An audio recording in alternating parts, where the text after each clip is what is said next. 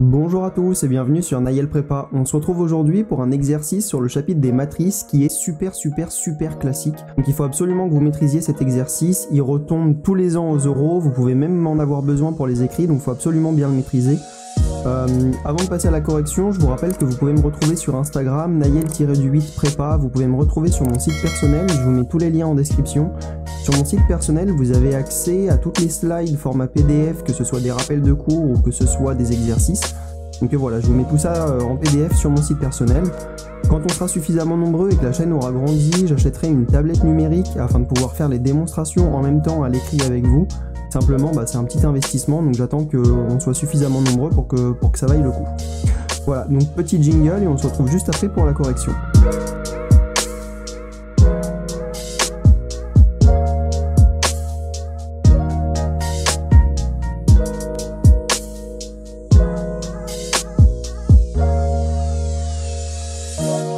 Bon voilà, on se retrouve pour la correction de l'exercice, donc sur les matrices diagonalement dominantes. Donc je vous le répète, un exercice hyper classique qu'il faut absolument savoir faire.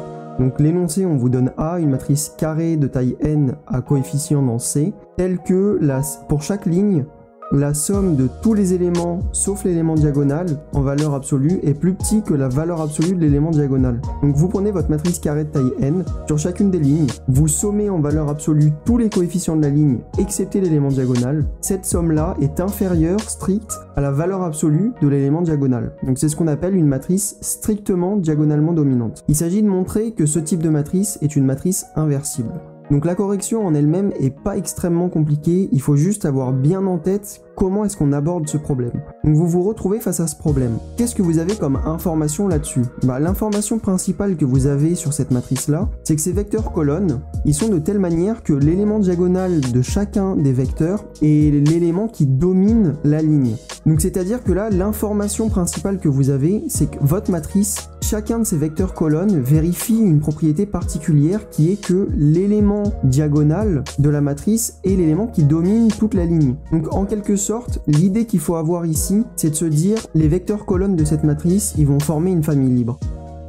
Parce que je vais jamais pouvoir reconstruire un vecteur par combinaison linéaire des autres à partir du moment où à chaque fois, dans chaque vecteur, il y a un élément que je pourrais pas reconstruire avec les éléments situés à la même position sur les autres vecteurs. Donc c'est ça l'idée qu'il faut avoir sur cet exercice, c'est de se dire les vecteurs colonnes de cette matrice vont former une famille libre. Voilà, donc c'est ce qu'on va essayer de démontrer, donc on va passer à la démonstration qui est assez rapide. Donc comme je vous l'ai expliqué, on cherche à montrer que les vecteurs colonnes de A forment une famille libre, donc on prend lambda 1 jusqu'à lambda n, n-uplet complexe tel que la combinaison linéaire lambda j aij égale 0. Donc je vous rappelle la méthodologie quand on cherche à montrer qu'une famille de vecteurs est libre, on prend une combinaison linéaire nulle et on cherche à montrer que chacun des scalaires qui forment cette combinaison linéaire sont des scalaires nuls. En fait ça revient à montrer qu'on ne peut pas écrire un des vecteurs comme combinaison linéaire des autres vecteurs. Je vous rappelle pourquoi. Si là vous prenez un k dans un n, ça voudrait dire que vous allez pouvoir écrire akj comme si vous le passez de l'autre côté comme une combinaison linéaire des autres à partir du moment où le lambda k qui est là est non nul. Vous allez pouvoir diviser tout le monde par lambda k. C'est ce qu'on va faire dans la suite. On va commencer par supposer, par l'absurde, qu'il existe un élément j dans un n tel que lambda j est non nul.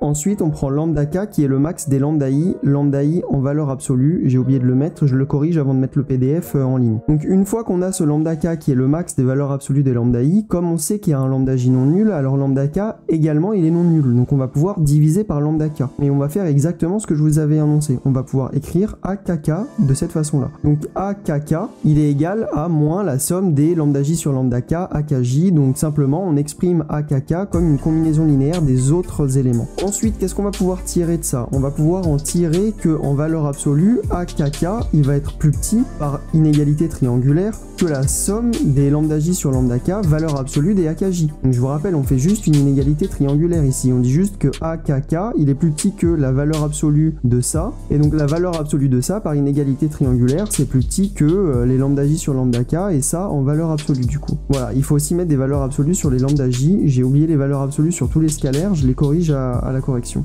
Ensuite, ça, on a aussi la valeur absolue de lambda j sur la valeur absolue de lambda k qui est plus petite que 1. Simplement parce qu'on a choisi lambda k de telle manière que lambda k est le max des valeurs absolues des lambda i. Donc comme on peut majorer la valeur absolue de lambda j sur lambda k par 1, on a simplement cette inégalité là qui suit. Donc on peut simplement majorer cette somme par la somme des a k j. Voilà, et donc on se rend bien compte là qu'avec cette inégalité là, on vient de contredire l'hypothèse de départ qui est le fait que la matrice A est diagonalement strictement dominante.